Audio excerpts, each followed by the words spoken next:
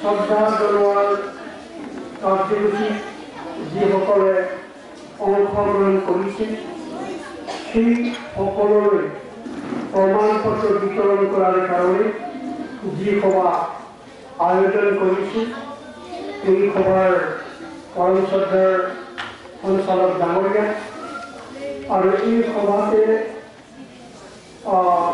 বন্তি প্ৰদান হিচাপে উপস্থিত থকা আমাৰ বৰ ডাঙৰীয়া আৰু আমন্ত্ৰিত অতিথি হিচাপে ইয়াত উপস্থিত থকা পৰম শ্ৰদ্ধাৰ মাননীয় নিজৰা মেধি প্ৰবক্তা গণেশ মহাবিদ্যালয় আৰু ইয়াত আমন্ত্ৰিত অতিথি হিসাবে উপস্থিত থকা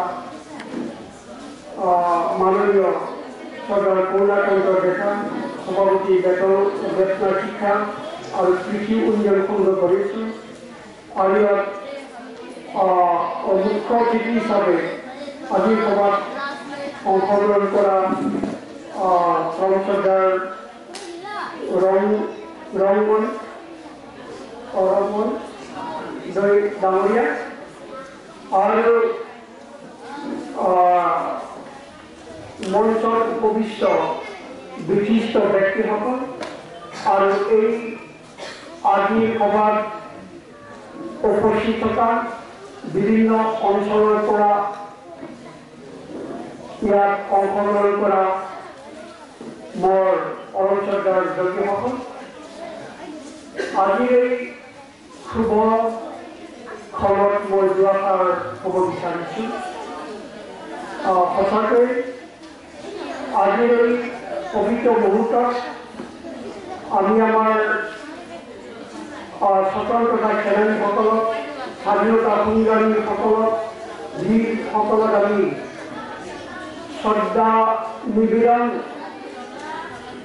আমাৰ যোগৰ মাধ্যমেদি কৰি পেলাই আমি গৌৰৱ অনুভৱ কৰিছোঁ আনন্দিত অনুভৱ কৰিছোঁ গতিকে যিয়ে নহওক মই আমাৰ যোগৰ বিষয়ে ক'ব পৰা এজন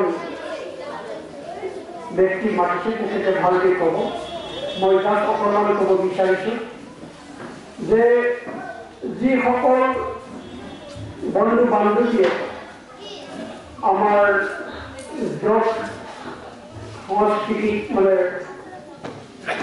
মৰমলৈ আঁকোৱালি লৈছে সেইসকল ব্যক্তিলৈ ভাই ভনীলৈ আই মাতৃলৈ মই মোৰ পৰা মানে মৰম শ্ৰদ্ধা নিবেদন কৰিছোঁ আমাৰ যিটো যোগ ইয়াৰ চবেই জানে অতীতৰ পৰাই ভাৰতবৰ্ষৰ যি চলি আহিছে আৰু যিবিলাকে যোগ ইতিমধ্যে প্ৰশিক্ষণ লৈছে সকলোৱে যোগৰ বিষয়ে প্ৰায় অলপ চলপ জানে কেৱল মই অকণমান যোগ আৰু আমাৰ মনৰ লগত যিটো মই মাইণ্ড এডুকেশ্যন নামৰ এটা কোৰ্চ শেষ কৰিছিলোঁ গতিকে কি সম্পৰ্ক থাকিব পাৰে আৰু যোগ কৰাৰ লগতে আমাৰ মনটো কেনেকুৱা হোৱা উচিত ইয়াৰ গতিকে অকণমান ক'ব বিচাৰিছোঁ আৰু আমি চবেই জানো যোগ শব্দটো সংস্কৃত শব্দ যুঁজ শব্দৰ পৰা আহিছে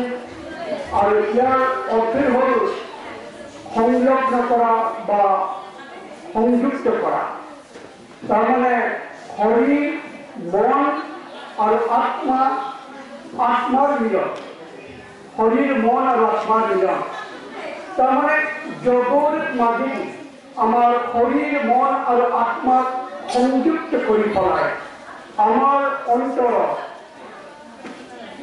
যি মানে ক্ষুব্ধ হৈ থকা শক্তিবিলাকক জাগ্ৰত কৰাই হৈছে যোগ গতিকে এই জগত আৰু কিছুমানে আত্মা আৰু পৰমাত্মাৰ মিলন বুলি কৈছে গতিকে যোগ সাধনা কৰাৰ লগে লগে আমাৰ শৰীৰটো যেনেকৈ শৰীৰৰ আদ্যমুখৰে জন্ম সাধন বুলি কৈছে শৰীৰটো ভাল হয় আৰু শৰীৰটো ভাল হ'লে মনটোও ভাল হয় বুলি কৈছে there is sound mind sound body শৰীৰটো যদি আমাৰ ভাল হয় তেতিয়া মনটোও ভাল হয় আৰু তেনেকৈ আমি আমাৰ শৰীৰটো সুস্থ ৰখাৰ কাৰণে যোগ হ'ল এটা শ্ৰেষ্ঠ মাধ্যম। গতিকে আজি পৃথিৱীৰ বিভিন্ন দেশৰ মানুহে ইয়াক আঁকোৱালি লৈছে। এতিয়া ভাৰতৰ মানুহে তেওঁ লেট কৰিছে। আমাৰ এতিয়াও ভাৰতবৰ্ষ বা অসমৰ গাঁৱে ভূঞে বহুত মানে জনসাধাৰণে যোগৰ বিষয়ে এতিয়াও তাৰমানে সচেতন হ'ব পৰা নাই। এতিয়াও মানে বহুতে নিজকে আকৰ্ষিত কৰিব পৰা নাই। গতিকে এই কথাটো হ'ল কি যে যোগ কৰিব লাগে। এই যে গুৰু শিষ্যৰ পৰম্পৰা, আমাৰ গুৰু এজন থাকিবই লাগিব। মই আগতে গুৰু নহওঁতে কিতাপ চাই পেলাই শ্ৰীমৎ স্বামী শিৱানন্দ সৰস্বতীৰ কিতাপবিলাক পঢ়ি পেলাই যোগ সাধনা কৰিছিলোঁ। তেতিয়া কিছুমান ভুল হৈ গৈছে। গতিকে গুৰুৰ লগত পৰা আমাৰ কানেকশ্যন থাকিব লাগিব। সম্বন্ধটো আমাৰ গাঢ় হ'ব লাগিব, ষ্ট্ৰং হ'ব লাগিব গুৰুবিলাকৰ লগত। আৰু তেনেকৈ যোগ আমি কৰিব লাগিব। আৰু ইয়াৰ এটা কথা মই কৈছোঁ যে পবিত্ৰ হৃদয় আৰু ভগৱান সহায়তা বুলি কোৱাৰ দৰে যোগ কৰাৰ লগতে আমাৰ মনটোকো পবিত্ৰ কৰিব লাগিব।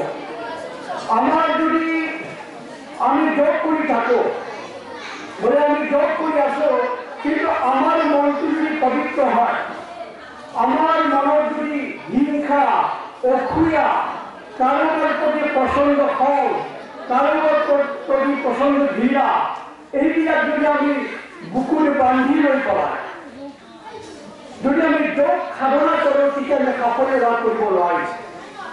গতিকে যোগ সাধনাৰ লগতে মনটো পবিত্ৰ হ'ব লাগিব।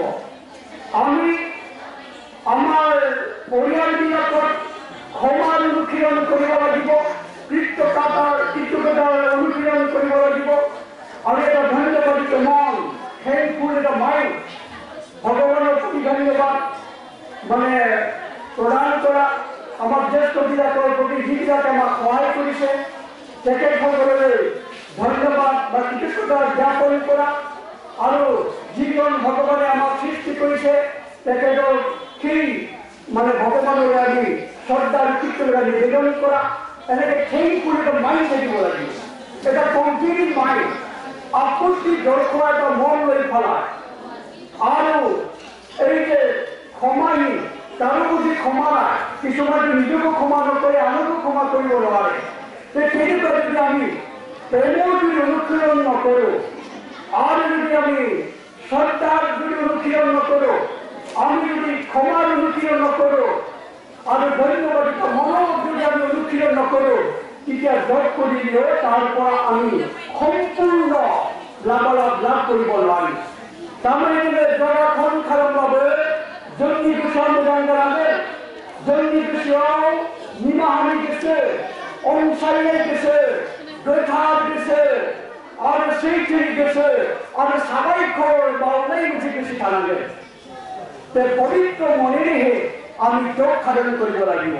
ঠিক এটা কথা কৈছোঁ যে মানে আমাৰ মনটো মৃত্যু দিছে সহনশীলতা, মাটিৰ দৰে আমি সহ্য কৰিব পাৰিব লাগিব। বায়ু দিছে বেগ, বায়ুৰ দৰে আমি বেগী হ'ব পাৰিব লাগিব। আকাশ দিছে উদাৰতা, মনটো উদাৰ হ'ব পাৰিব লাগিব, মনটো বহল হ'ব লাগিব। আৰু পানী দিছে শীতলতা, আমাৰ হৃদয়টো শীতল হ'ব লাগিব, ঠাণ্ডা হ'ব লাগিব। আৰু অগ্নি দিছে তেজ, আমাৰ মনটো জুইৰ দৰে, অগ্নিৰ দৰে শক্তিশালী, সাহসী হ'ব লাগিব। তো সেই ধৰণৰ আমি এটা পবিত্ৰ মন লৈ পেলাই যদি আমি যোগাসন কৰোঁ, তেতিয়াহ'লে আমি ভবাতকৈ আমি বহুত লাভালাভ পাব পাৰিম। আৰু নিজকে শাৰীৰিক আৰু মানসিক আৰু আধ্যাত্মিকভাৱে সবল ব্যক্তি হিচাপে গঢ় দি পেলাই চিৰ জীৱন আমি নিৰোগী হৈ পেলাই নিজে সুখ শান্তিৰে থকাৰ লগতে আনকো আমি সুখ শান্তি বিলাই দিব পাৰিম। ইয়াৰ উপৰিও শ্ৰদ্ধাৰ আইসকল, বাইসকল আৰু মৰমৰ ছাত্ৰ ছাত্ৰীসকল, আজিৰ যিটো পৰিৱেশ, আজিৰ যিটো খাদ্য, বিভিন্ন ভেজাল খাদ্য পৰিৱেশ আমাৰ বিনষ্ট হৈ গৈছে। এই বিনষ্ট পৰিৱেশৰ মাজত আৰু ভেজাল খাদ্যবিলাকক আমি খাই যাই আছো। এইবিলাকক হজম কৰাৰ কাৰণে, ইয়াৰ প্ৰভাৱৰ পৰা মুক্ত কৰাৰ কাৰণে আমি যদি যৎসাধনা কৰোঁ, তেতিয়াহ'লে প্ৰিভেনশ্যন ইজ বেটাৰ দেন কিউৰ বুলি কোৱাৰ দৰে কি কৰিব পাৰিম? আমি বিভিন্ন ৰোগবিলাকৰ পৰা বা বিভিন্ন ৰোগৰ আক্ৰমণৰ পৰা আমি নিজকে মুক্ত কৰিব পাৰিম। ইয়াৰ উপৰি যদি আমি যোগাসন কৰোঁ, আমাৰ ইমিউনিটি মানে কি, ৰোগ প্ৰতিৰোধ কৰিব পৰা ক্ষমতাবিলাক মানে বৃদ্ধি পায়। যেনেকে আমাৰ শৰীৰত ৰোগাগ্ৰস্ত কণিকা থাকে, যিবিলাকে ৰোগৰ বীজাণুবিলাকক খাই পেলায়।